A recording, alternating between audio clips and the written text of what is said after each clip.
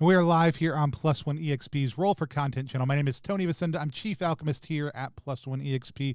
We're a weird little brand that multi-classes in tabletop game design, beard and skincare alchemy, and the Bardic College of Content Creation. Our hope and desire is to help amazing designers find great players who love their games, help amazing players find great designers whose games they can love. We do that in a lot of different ways. Sometimes it's through actual plays. Other times it's through short reviews over on our YouTube channel, which you can find a link to down below if you're watching on Twitch. Somewhere else if you're not. Or we oftentimes sit down with designers to talk about their creative process, what they do, and projects that they have live today. We're doing that through our Prestige class series. We're sitting down with Brian, Colin. Brian, tell people who you are, what you do, where they can find you online, and a little bit about the work that you're up to right now. Sure. Hey, thanks, Tony, for having me. I'm Brian Colin. I am the creator of Vast Grimm that was also co-created by my friend Ross Brandt. I am part of the Infinite Black team. I am a sculptor. I guess I'm a writer. I do graphic design. I do a little bit of marketing, some project management. I deal with manufacturers overseas when making big projects. And I do like a little bit of everything. I've always made things, whether it be self-publishing comic books to RPG stuff to toys and things that I like, that my kids like. I like making things that are nerdy and fun. Awesome. And right now we've got a project live on Gamefound, which we're going to talk about what Gamefound is, a little bit more about that. But tell us about the project first. Awesome. So Vast Grimm is this sci-fi horror RPG that is built off of the Merkborg system.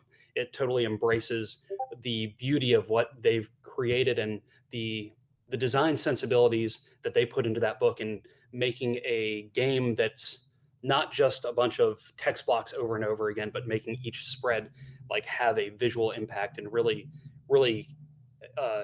inspired me to want to do something that could have evoke a similar feel, but be completely different aesthetically. And so this is a sci-fi game that uses their rules. It's the universe is coming to its end because these giant cosmic worms are growing and they're consuming everything. And as they're small, little individual, like smaller parasites, and they infect people, as they take over people's bodies, people become the Grimm. And as the Grimm get more and more populated all over the universe, there's less and less people. So you're either trying to escape by trying to find pieces to something called a Gate of Infinite Stars that's rumored to be being made by some engineers and scientists, or maybe you're trying to fight off the worms, or maybe you're just trying to have one or two good days before it all goes goodbye. I love it. We got a chance to play here on the stream. We did a short review. If you want to check any of that stuff out, if you're watching on Twitch right now, that's great. You can go look at that. If you're watching on YouTube, you can go back and look at it. If you're watching on Facebook or somewhere else, you can go back and look at our past videos to see any of that. And we'll go back and link some of those things in after the interview also too. So I highly encourage you, if you haven't checked it out. I've had a chance to play it. I'm incredibly excited about it. I've been really thrilled with watching what Brian and the whole team have been doing with the project. And I'm excited to get to write an adventure for it also too. So full transparency on all those things. But I've been super thrilled to do it. So, but before we dive into Vast Grimm specifically, just tell us a little bit about how you got started playing RPGs. Oh gosh. So I have to go way back in the Wayback Machine. Way back in the Wayback Machine. I'm 44, and it was I've told this story before, but I'm happy to tell it again. I was in 4th grade, and two of my friends, they were brothers, they wanted me to get matches from my parents' house because my parents had a matchbook collection, and just to light things on fire. So we were lighting matches we lived in townhouses in Maryland, and there were like little cement blocks out, like a couple stairs, and then just a little tiny cement patio, and we were just lighting matches and putting things on fire. And their older sister came out and saw us doing that and smacked us all in the back of the head and went inside with the matches. And a few minutes later, she came out with the D&D Red Box basic set and said, "Stop lighting things on fire, do this." And there was a dragon on the cover, and you got to play make-believe and make up your own stories. And within a day or two, I was a GM. That's awesome. I didn't know what I was doing at all. To me, hit dice were hit points, or hit points were a dragon was super easy to kill. But it was from there on, we were making stories and playing make believe, and started playing the TMNT RPGs sometime maybe in middle school, because that was pretty neat getting to see these comic book characters that we really enjoyed, and get to play weird animals with swords. And That's from awesome. there went on. I played a lot of second edition D&D, played 3, then I started getting into Fate, and I started doing almost everything in Fate for quite a while. And then I was trying to get my son into Fate, but he was maybe 7 at the time, and it wasn't like rules crunchy enough. There weren't like all the charts in the back of the book and the monster manuals and stuff like that. But I had some of the 5e stuff at that point. He was diving into that. So then once I got him into that, we started playing more on that side of things. And I was pretty steady with that until my friend introduced me to Merkborg. And then it was all like, okay, I like rules light things. I like the Fate side. I like narrative driven stories versus so much crunch. And this seemed to have that balance, but also had a few fun charts that could really add a lot of flavor to the table. I love it. And like, I gotta ask first, did Sure. the older sister run it for you, or was this just like, you're done burning things, I happen to have this, it's yours Yeah. now, I'm done with it? It was like, slap, here you go. Like, she wasn't going to play with us. She was significantly older than them. Like, I want to say we were in 4th grade. She was probably like in 9th grade, I think, at the time. So there was no interest in doing anything with us except keeping us out of trouble, so she didn't get in trouble for us causing havoc. Whatever it was. And then the other question is like, what, I mean, I love Fate. A Uh-huh. lot of people feel like Fate is overly complex. I think it's like anything else. When you should get into the flow of understanding how tags work, it sings, and before that point, there's a little bit of a learning curve. Tell us what you loved about Fate. Well, I loved how easy it was to put different, like, just meld it into different settings. Because I'd run a Sin City game because I love the Sin City comic books, and I'd run that, and then I'd run something based in my hometown, set in the '90s, because it was easy just to convert the rules to do that. And just being the thing that I liked, I think, the least about it is growing up playing with the funny shaped dice. I didn't like just the Fate dice with the pluses and minuses on a square Yeah. or on a cube. I wanted the polyhedrals for that full tactile experience. Right. You want all the math rocks to go clicky All clack. of them. Yeah. So Sean's watching over on Facebook, says the more I hear about Vast Grimm and your background, Brian, the more interested I get. If you're out there watching right now and you have any questions, please go ahead and drop them in the chat. If you're a Fate stan, if you had somebody throw a red box at you at one point, let us know what your entry point is. And I also love that, like, you had a 7-year-old that you wanted to sit down and play games with. I played when my youngest was 8, was when I started introducing my kids to RPGs. And I do feel like the younger they are, they get the narrative parts. And the question is, like, how much they need to grab onto something. So I Yes. love hearing that your child, like, wanted more of the kind of procedural, structural part of things. And you kind of mentioned this love of rules minimalist and kind of this narrative forward piece, which a lot of people think about the kind of heavy lethality of Morkborg, but OSR and other games like Morkborg that are rules light, but are narratively open, I think are sweet spot for a lot of different people. What's been one of your favorite kind of narrative moments around the table? That can be from any point in that, but just like one that kind of exemplifies what you love about the narrative side of RPGs. I think, like, for me, it's really allowing when it's narrative driven. For me, it means that I'm not really writing a lot ahead of time. Like, for me, I'm not structuring it all out so that the players have to go down a certain path.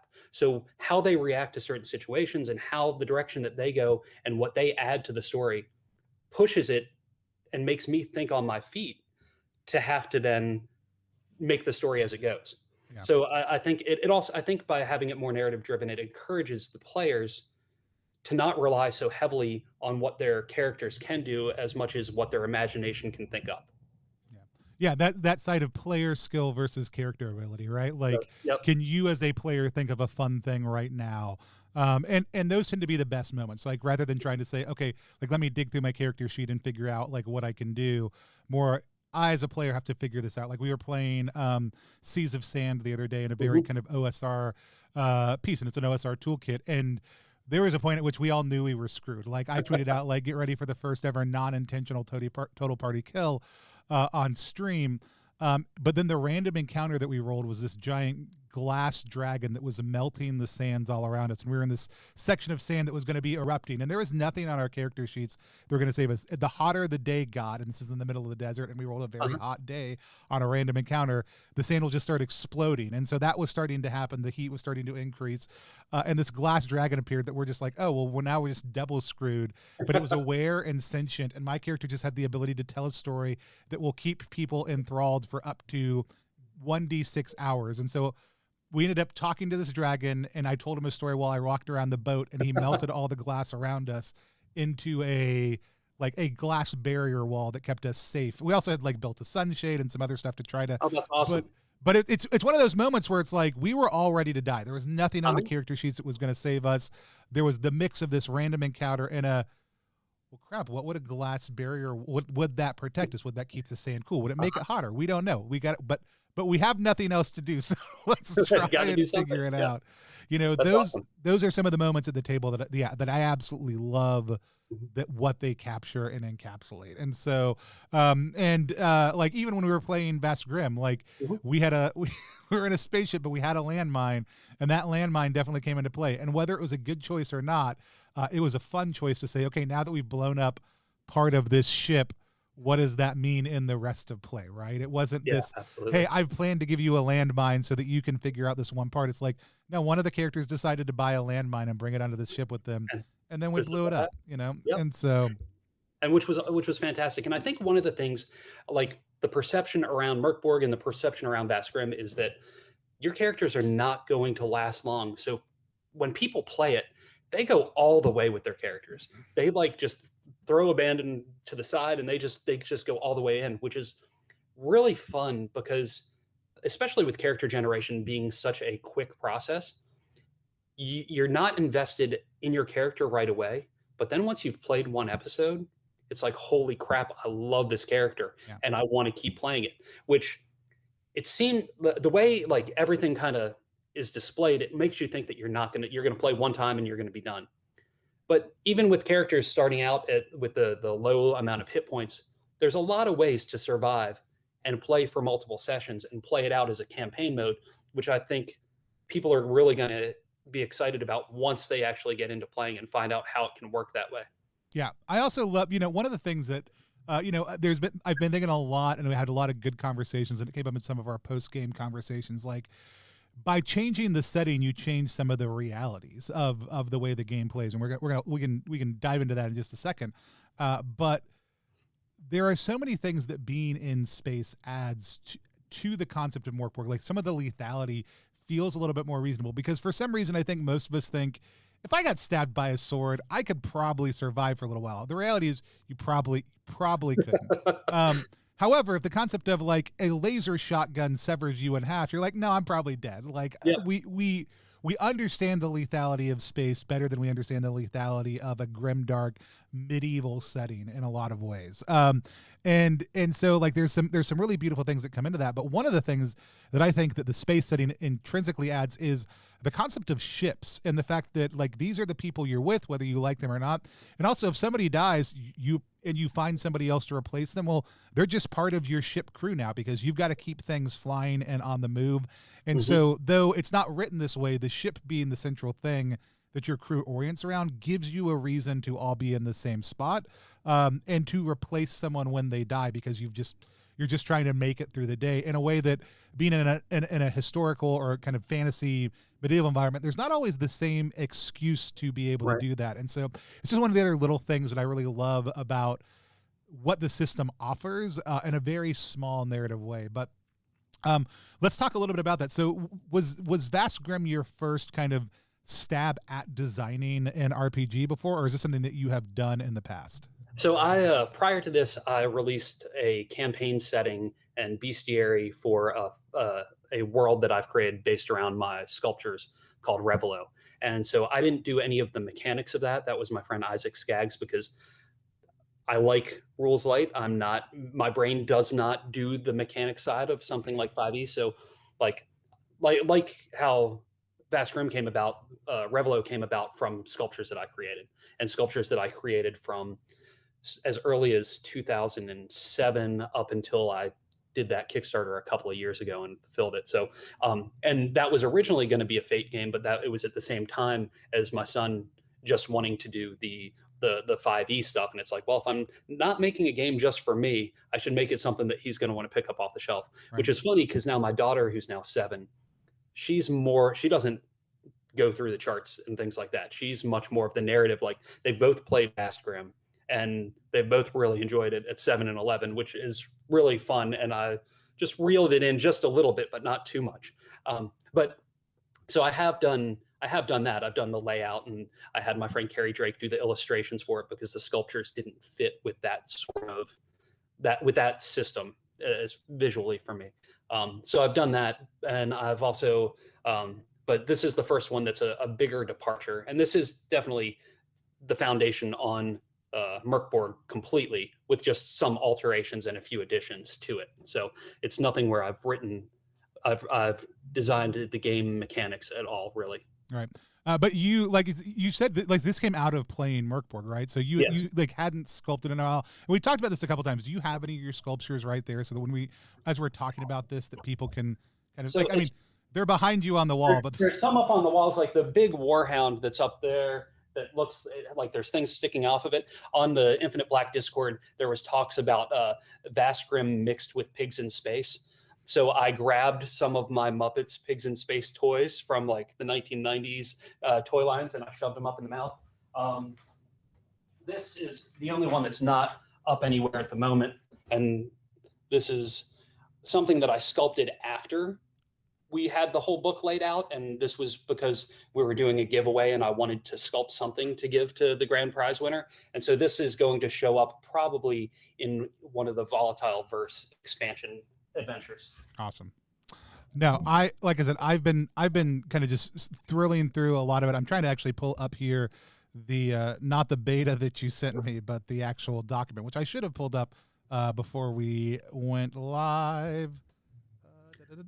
But yeah, y'all have created this beautiful visual aesthetic, and that's one of the things like Merkborg does so well. And if anybody who wants to sit down and create within that universe and create another setting, I think it's one of the things you have to give consideration to. And it's questionable whether that's actually a system design question, but in a lot of ways, Merkborg system is built around this sharp visual aesthetic. And so it seems like in order to sit down and design something that is similar, you would want to embrace that. And so I think your artistic sensibilities come in incredibly, incredibly strongly here. So, you had played Merkborg, and you said you had sculpted kind of this figure, and then lots of that is where the Vast Grimm universe started building out of. So tell us a little bit more about how it got built. Sure, absolutely. So my friend Ross, who co-wrote the book, he ran a game of Merkborg for me and some of our friends, and this was right before I think everybody started going quarantine, because it was November so we were already quarantined. It was November of last year, and after playing the one game, I wanted to sculpt something, and I wanted it to be darker and weirder than my normal stuff. Some of my stuff, it's definitely on the weird side, but it's usually very vibrant and colorful. And I wanted I like seeing the PDF of the book. I wanted it to be monotones. I wanted it to be grays and black and white and with like a hint of color. So I sculpted the Warhound. And after playing the one game, I immediately ordered the physical book, because I saw, like, seeing the PDF and seeing my friend hold up the real book on the camera to us while we were playing. As someone that's been doing graphic design since '97, it was something that struck me. And there's only like 2 books that I can in the gaming industry that I think have changed my perception. One was in high school when I saw the Book of Nod in my comic store, which was a World of Darkness book. That was my first book that I saw that was an in-game book, where it was like, this is actually something that's supposed to be in the universe. And it's not just a game not just a book that's mechanics about the game. It's just, this is like storytelling. Mm-hmm. And then picking up the Merkborg book and seeing that and like, hang on, RPGs don't have to just be like clean design with everything flowing. Like, it's easy to read, and it's a lot of text, and the text is all fitting in the columns and all that stuff. And I was like, yes, this is why hasn't my brain clicked like this before with an RPG? Yeah.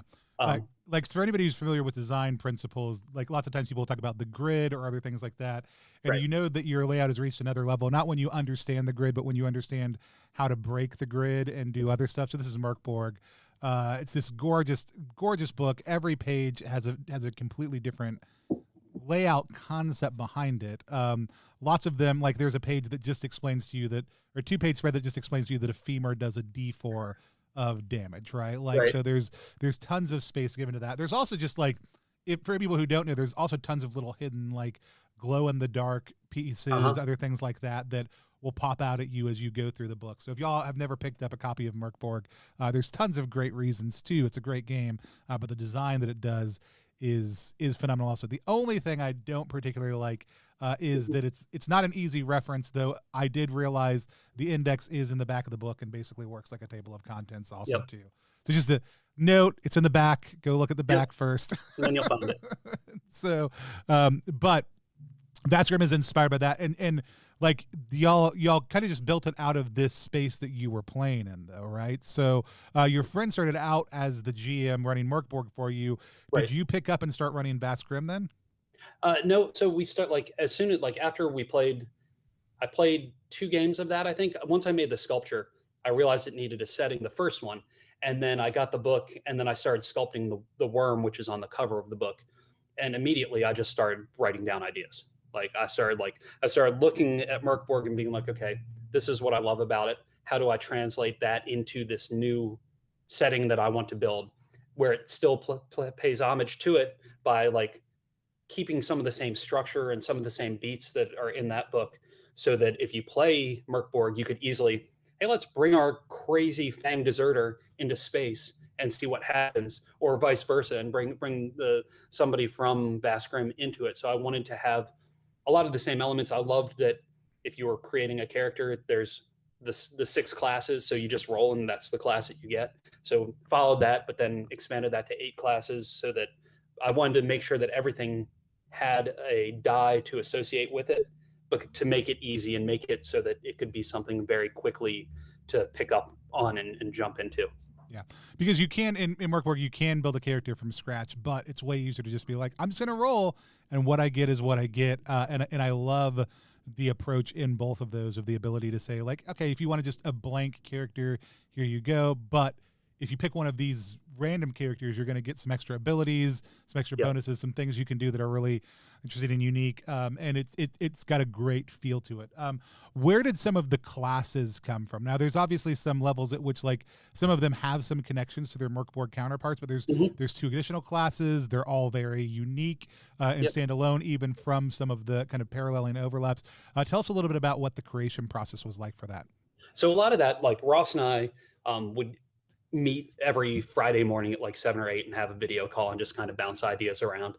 And part of it was like thinking of standard tropes that are just in most RPGs, like what's kind of the roguish archetype, what's kind of the fighterish one, who's going to be kind of the magic wielder, or the person that's able to understand and use tributes easier, which is the magic in our world. And then as we started getting into that, like we created one class that was, yeah, this is definitely going to be somebody kind of evil, which was the devout, which is somebody that believes that the people that believes these giant worms are what's supposed to happen. We want humanity to end. We want it to all come crashing down. So if you have one that's evil and you want to have a party that's like kind of playing together, a legion of people on a ship, it might be easier to have it with a little more balance. So we brought in the harvester, which are people that harvest these parasitic worms out of the dead and out of people, and then sell them on the black market. So we wanted to lean into the darker, weirder side, and then make it so that like the Infinite Black game that I run for the team, like kind of like the leader of the group is a harvester, and it's like full out crazy dark and gross, what the direction that they're going in, which is way different than some of the other games I've run. That's awesome. The let's talk a little bit about the fact that y'all are running on Gamefound. Now, you created the game. It's but Infinite Black is the publisher. Is this the first game Infinite Black has done? Because they're primarily dice and other tabletop ephemera, right? It is. It's the very first RPG that Infinite Black's done, and because when David first started Infinite Black, it was a Kickstarter for their Elder Dice, and it did so well that he had to form a company around it. And I had met David just before, like when he was still in the early development of planning for Elder Dice, because we were both artists at Gen Con, and we were sitting outside the hall like before you're allowed to get in, and I saw him, and I was like, I saw his artist badge. I was like, "Hey, where are you from?" And we were just sitting on the floor, just waiting. And he was from Alabama, and I'm in Georgia. I was like, "Hey, if you ever want to go to a show together and carpool, let me know." So sure enough, he hit me up because we were both doing this show in Kansas called a Spectrum Fantastic Art Live, and I drove to Birmingham, picked him up in my van, and drove for 11 hours and got to know each other that way. Yeah. And at that show, he already had a roommate, Alan Panicall, who's one of the other artists in this project. So I got to know both of them at a convention. So that was prior to him launching Elder Dice. So fast forward to now, this is the first RPG that Infinite Black's done. There are other ones that they've been working on prior to me coming on board that are just longer scope projects. I pitched this idea to them right after I got brought in as a full-time member of the team in January, after Ross and I had already started working on it, and it totally fits with their brand and with the fans of Infinite Black. So it just seemed like a natural fit. Awesome. And y'all launched it on Gamefound. Y'all are we talked about this a lot. It's one of the things that originally, like, I would have been excited about this project no matter what, but I've been watching the beta test of Gamefound. There's been a lot of conversation about it's all board games, no RPGs. Is that the niche? Is it not? Y'all are the first ones to crowdfund on their new platform. If you're not familiar with Gamefound, it's like Kickstarter, except for Gamefound existed first as a pledge manager, and then they have now expanded into this closed beta that ends in about a little over a month from now, of using it as a crowdfunding platform. There's a lot of pros to that. I don't know if there's any cons to that or not. I mean, I guess I could think of a couple cons that I do know. If you're already established on Kickstarter, looking at community, looking at numbers, all that kind of stuff. But there was a decision you all made at one point to run on Gamefound for this project. Tell me a little bit about that choice. Sure. I was exploring Gamefound for myself for a side project, just on the pledge management side, because I'd use BackerKit. Infinite Black's used Pledge Manager. I've seen some other ones out there. I'd used CrowdOx for one a long time ago. And so I was looking at it for that, and I saw the thing that said that they were in beta, and that I guess they had already had the ISS Vanguard project at that point. And so I mentioned it to David, and we started talking about it. We started looking at it. We liked how it looked overall. We liked that it was all games.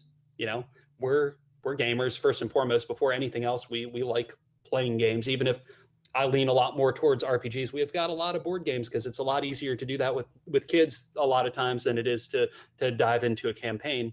And so basically I said, well, let's reach out to them and see if we'd even fit into their beta, because, you know, I didn't know what they were looking for or where they wanted to go. So we just reached out, and I sent along, like, okay, this is what Infinite Black's success record has looked like. Like, this is what they've done with their previous 4 Kickstarters for Elder Dice. This is what we're looking to do. We're branching off into RPGs. There will be a dice component to it, but it's an RPG first.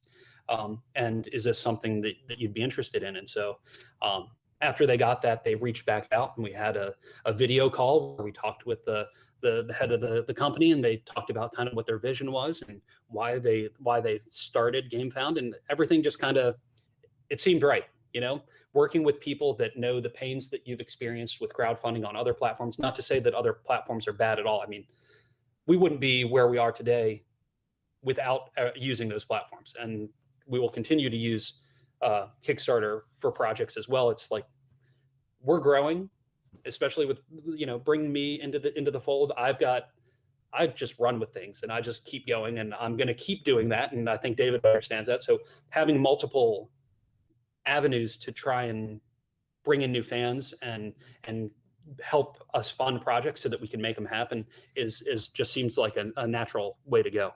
Yeah. I've got the project right up next to us on the screen, just so people haven't looked at it. If you have not yet, there's also a link right down below, ttrpg.link /Vast Grimm. That's with 2 M's GF. We'll take you right there. It's also, if you're watching on Facebook or YouTube, in the description, and I'll drop it in the link. A link again in the Twitch chat in just one moment also too. But y'all set out with kind of an initial goal that y'all have blown well past, and so you originally had a $29,000 goal. You're about halfway through the campaign, and you're sitting at right over $100,000. So congratulations on that. Still unlocking new stretch goals, other pieces like that. Tell us a little bit about some of what y'all had set out to do in the campaign. Obviously, to fund the game itself, but you mentioned some of the other dice components, other pieces like that. What are some of the things that y'all wanted to include in the campaign? So one of the things, like for me personally, I wanted the RPG to like shine. I wanted this thing. I wanted it to be completely like, I wanted the RPG to be the big thing. But I was also worried that, Infinite Black is known for their dice. They've got great loyal fans, and I wanted to make sure that we wanted to make sure they didn't feel left out at all. And also having shiny math rocks with symbols that are part of the game. I like having things made of the things that are, from my imagination. So having that was a perfect, like, combining the two, having the dice, having a play mat to go with it, having the pins, because I make lots of enamel pins anyway. So having that of the symbols from the world, the little grimoire boxes that the dice come in. If you look at it closely, I just paused on it. I was about to point out the exact same thing. Go ahead. There's a weird alien type font going around it. That's actually lore from the like Psalm type stuff in world that we then scrambled using a text scrambler thing and then put in that way. So it could be uncoded and actually be things that are in-game lore, which is, just weird, funny, like little hints of little touches that I think help make all the pieces of Vast Grimm so special. But so so we have the book, we have dice, we have the playmat, we have pins, we have D2 coins, because if you've played Merkborg, there's quite a few things where you need a D2, and you can always roll a high, low, or odd even, but it's also kind of fun to have a coin that could also be used as in-world content as well. We've unlocked a handful of stretch goals that are bonus PDF content, which I'm very excited about, because getting friends to write adventures in the universe that we're creating is it's just a weird, surreal experience that's super exciting. Yeah. And we've got quite a few other stretch goals. We have some physical stretch goals that are geared more towards the dice collectors, but we also have some more stretch goals that align with the book and the RPG itself, and some other ones that are stuff that will be aids to when playing the RPG that are in the stretch goals that are behind closed doors at the moment. Yeah, well, first and foremost, I was really excited just to see that the GM screen was a concept from the beginning. It's one of the things that would have, massively benefited Merkborg. It would have been just an easy, quick reference sheet, and having that, which they have digitally, and a ton of other great tools. It's not a slam, and they've come out with their own since then. But just starting with that, I absolutely love seeing that as an option. I'm going to demonstrate one of my favorite things. I've been scrolling through the Kickstarter on the side right now. One of my favorite things about the Gamefound project. I'm going to do it at least once more. I'm sure I will too. One of the coolest things about it is there's this, and it's very hard to see on the screen right now. There's this outline, right? There's basically this chapter view on the side where I can click and go to different parts of the campaign immediately. And it's 100% my favorite quality of life thing about Gamefound is if you're coming here and you want to know who's making this, right? Like, I can look on that. If I want to see where it's been played, actual plays and reviews, which, links out to the stuff that we did, along with some other folks, you can check out that. If you want to see what the retail options are, you can look at that. Risks and challenges, refunds and cancellations, or just the pledge levels specifically. You can click and go to those all automatically, which is absolutely great. And my other favorite thing is that both pledges and add-ons are just straight up on the page. They're not a weird side panel. Yep. You scroll down through them, you can see everything that's available and look at all your options right now. And then the other great thing is, once this is done, it's just on Gamefound, right? Like, when y'all are done, if somebody misses this, if you watch this a month from now, you can just use that same link to go to the campaign and hit all the things, right? Because it's just going to go straight onto Gamefound. Yeah, absolutely. On the back end side, they have like 3 pages that you build. You build the pre-page, like the pre-launch page, the campaign page, and then the pledge manager page, which I haven't started on the pledge manager page yet, but we'll probably start on that next week so that it's getting ready to go. But so that way you can have some of the same content on all 3 if you want to. You can have completely different content, like certain things like our Gamefound exclusive campaign items will probably go away on the pledge manager side because it's trying to get people to pledge now while we're like really trying to hit our stride. But the user interface is fantastic. There's still some little things on the back end that they're working out because it's still in beta, which is totally, that's part of being part of a beta test. But overall, it's been really, really smooth functionality. I love how you see it on the front side. As far as sales go, I love having the floater where you can pick which pledge you want to have up there. So like, hey, please pick me. Right. Yeah. The featured pledge option, not just descending numerical order, right? And so yeah, and then you can tell people like, here's what we think our core pledge is and should be. Like, what if we were you, here's what we would buy. Exactly. And I love that. I love that option. And I love some of that flexibility, which is what a lot of people have been asking for, talking about. It's been really cool to kind of see how some of that comes together. One of the things we were talking about right before we went live that I love the most about it. So before I had pledged, I'd followed the campaign and I was already getting emails from you guys when you sent out your updates and notifications, because I had clicked follow. If you click follow on a Kickstarter, you get a notification when it goes live 48 hours if you haven't backed, and then 8 hours before if you haven't backed, just to remind you to do it. That's it. You as a creator can't communicate with me. You can't connect with me, anything else like that. But Gamefound creates way more of a sales funnel on its preview page. You can put in a lot of information about what the game is about. You can put in a little bit more of a call to action. And then when somebody hits follow, you're getting access to their contact information, which for a smaller first-time designer, the ability to communicate with people via lead up, to communicate with people during the campaign, people created beyond just the backers. That's a huge win that other crowdfunding platforms don't provide. It's a little bit more of an all-in-one feeling and solution. Did y'all see some of that create some traction for you as you went through this process? Yeah, I believe so. And one of the things it does is that by following, when you post an update, you can select whether or not you want to go to everyone. You want to just go to backers, initial backers, and then there's another one that I think you can do once you get into the pledge management side, but we haven't seen that part yet. So even if you follow, it's not like we get your email address. It just means that you're going to get notifications if we choose to send it to everybody, which is fantastic. I mean, somebody might follow it and be like, well, I'm kind of on the fence, but then they see, hey, they've unlocked this stretch goal, and seeing as what you get, the value that you get for your initial buy-in keeps blossoming and growing. I think it's going to have, like, by the end of the campaign, a lot of the people that did follow are going to end up coming back in because of how well it's doing. Yeah. So I think it's a fantastic addition to a crowdfunding platform. And I think it's really going to, over time, people are going to see a lot of really great results from it. Yeah. So it's Dan Phipps just said it's good to hear. And having another game in town for crowdfunding will be good for the scene, I think competition, when approached with a healthy mindset, always helps create innovation. There's toxic competitive stuff also too, and that's always a question as well. But I think overwhelmingly what we're going to see here is things we've asked for other crowdfunding platforms to do that they've just dragged their feet on because they were the only real game in town.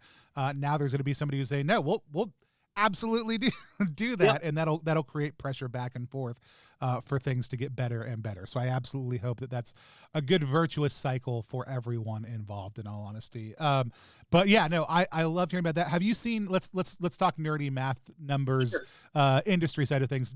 So you've run Kickstarters before. It's not your first time in the crowdfunding sphere. Right. Did you see kind of a similar curve as far as, first 48 hours were fast and furious, and then kind of a slowdown, or what are we seeing so far? Yes, I see that, but I see it being a lot like the slowdown on previous Kickstarters has a little bit better of an incline. This is definitely a little more level out than the initial one. There's a number of factors that are involved in that. One, we were having some issues with our Facebook ads. there was a couple of hiccups, and also like a lot of the things with Facebook marketing has changed in the past month or two. So there's that, and then we ran into some hiccups where things weren't delivering properly. So I think that affected the initial go.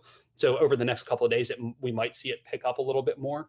And another's just being a new platform where there's not as many people that do RPGs on this platform yet. But I could see easily, once this goes live and there's more projects on there, I could see that getting back to what it would have been with the other platform, and maybe even going higher, having a higher incline on that. So yeah. I think a big question will be, do you have if you have a following or not? If you don't have a following, it doesn't matter either way. If you do, right.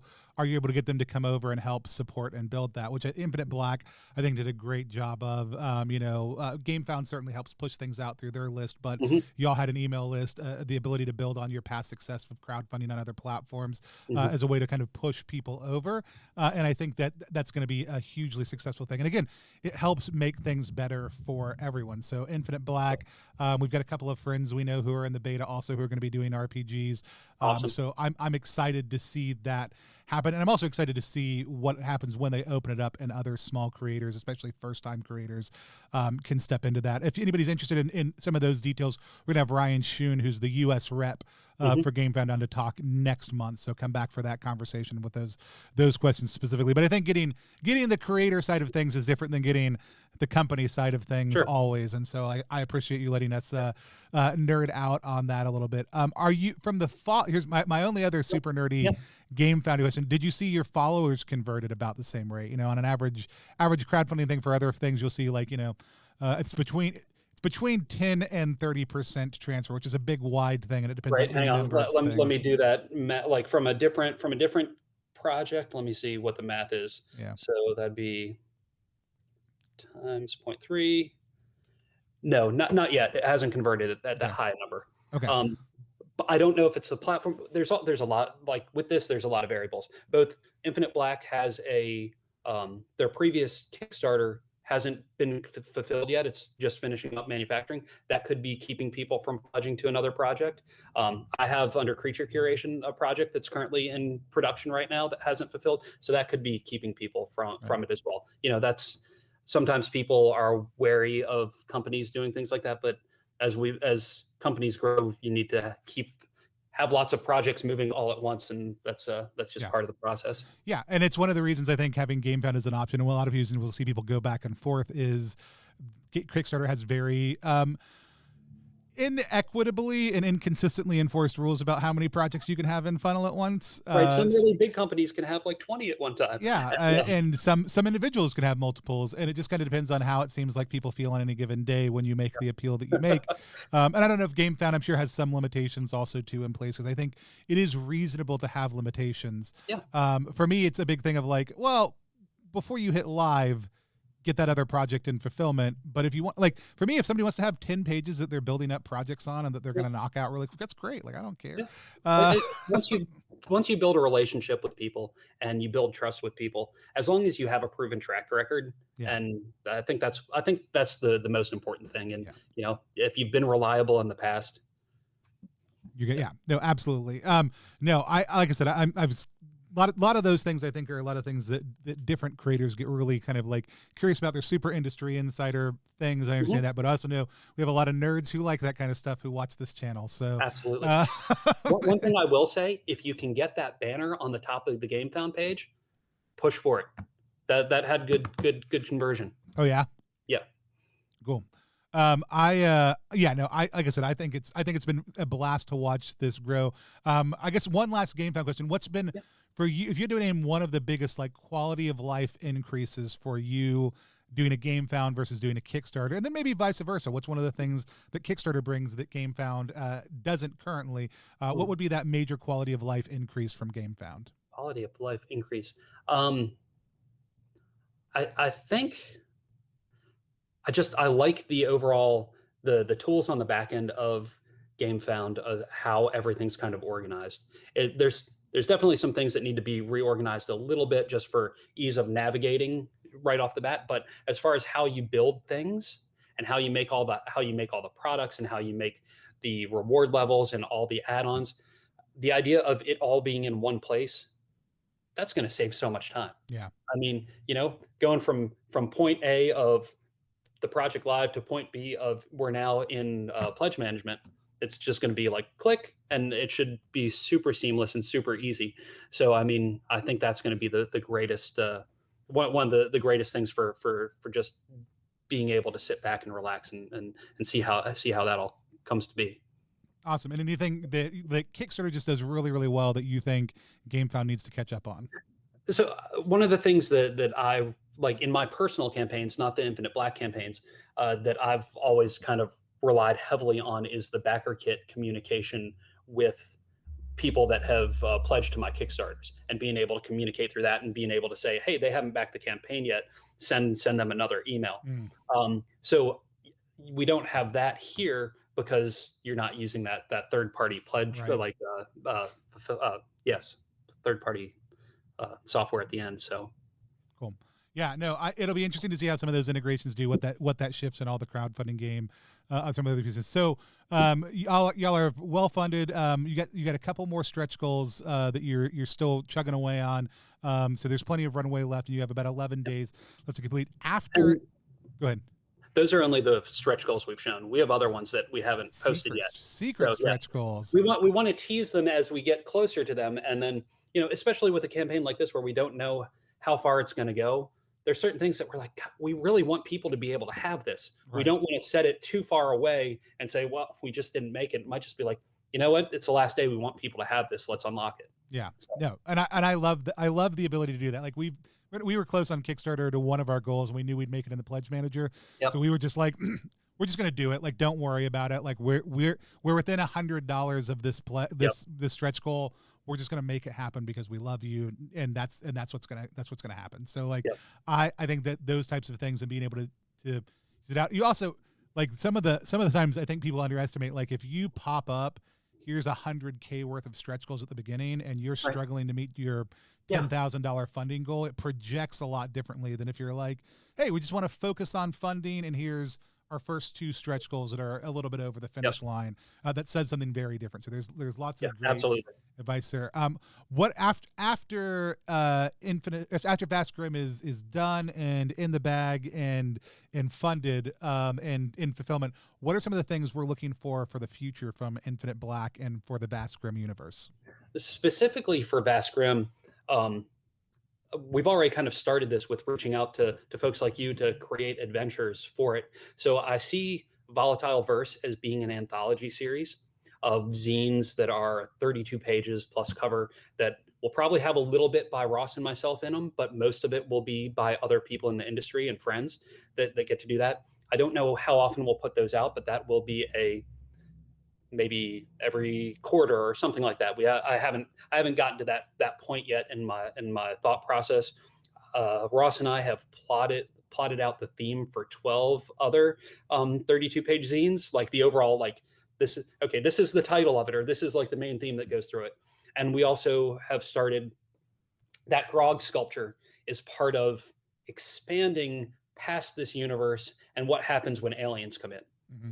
So like I already know what the second book's going to be and what it's about and how this brings in other species that you can play and other technology that's not in the game so far. So like I've got ideas for where it's going to go. How long it takes to get there will part of it depends on how well the campaign does and how much, like if it does X, then okay, I can dedicate more of my time to it because I do a lot of other stuff at Infinite Black as well. And there's other projects that we're working on that I can't talk about yet that are like in the pipeline. Come on, we're looking for just a real easy scoop here on the, go ahead and break that, break the trust and confidence of all your fellow employees and give us the secrets.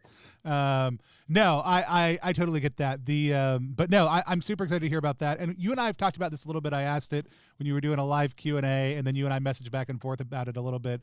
Merkborg is CCBY 4.0. Like it's an open universe that you can create it, and they have a lot of different ways they tier out the level of support they're doing. Tell me a little bit about what some of your plans are.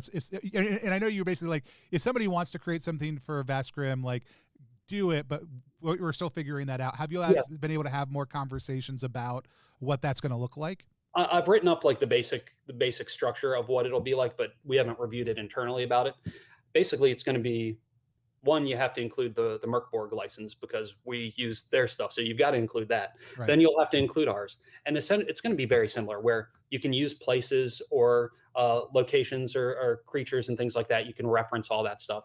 And then you can build on it. One of the things that I want to do is, and this was Ross's name, it's going to be the Horde, which is going to be things that people submit that will become ones that we will officially sanction. Like, I want to build a community of people that will run the games out either online or in public at game shops, and figuring out a way to make people part of that club.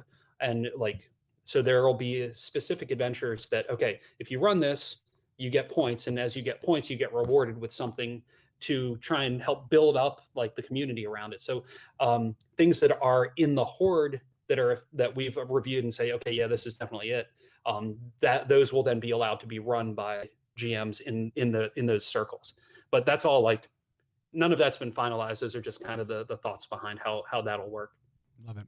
Like I said, it's something that I think is really exciting. I also just love the idea of being able to say, like, hey, if you're making something for Merkborg, if you're making something for Vast Grimm, like, just think about what is the sci-fi equivalent of this. And, like I'm going to create a character class, and I'll probably just go ahead and create, here's the Merkborg version, and here's the Valdoverse, Vast Grimm version, because I love the idea of saying, like, it's the same core rules, but I can also then say, I'm going to reflavor, reskin this a little bit. And then this is the space version of that who can do these different things. And here's the fantasy version of it who does these things. And having that ability to play around, I think, is just super enjoyable. And like, my first one will probably be a 2-page side-by-side, like, mirrored spread of, like, here's the Merkborg and here's the Vast Grimm version of it. So I'm very, very excited about the community that Merkborg has built, but also the community that y'all are looking to build through Vast Grimm also. And I love the anthology approach to here. We want to put out more books, and I know we've talked about, like, there's no ship combat rules. Like, there's roles you can make if you want somebody to do that, and it's not hard to figure out as a GM, but it's not an explicit, like, thing, because that can get really heavy or it can be really light, but you got to figure out where you want to play around in that. And I loved your response the first time I asked that question, which was like, somebody who cares a lot more about those things and is good at those things should figure that out. Yeah, because my brain's not going to do it. And so, no, I love that. But there are plenty of ships. There's ship templates. There's other things that you're going to be able to get to be able to walk around and look at, and other things in Vast Grimm. And like I said, I'm very, very excited about what y'all have been putting together for the system. If people haven't gone to check it out yet, I'd highly encourage you to. Just one last time for anybody who's tuned in right here at the end, go ahead and tell us what Vast Grimm is. Vast Grimm is a sci-fi horror RPG using the third-party Merkborg rules. It's the end of the universe is coming. These giant parasitic worms are trying to consume everything, and whatever you do, you got to try and keep humanity alive. Love it. It's live right now over on Gamefound. It's already funded, but there are plenty of stretch goals left in play. I'd highly encourage y'all to go check it out. The link's down in the description below. Also, just FYI, if you're watching right now and you are a Merkborg fan, tomorrow morning at 10 a.m. Eastern time, we are going to be playing Kennels of Carnage.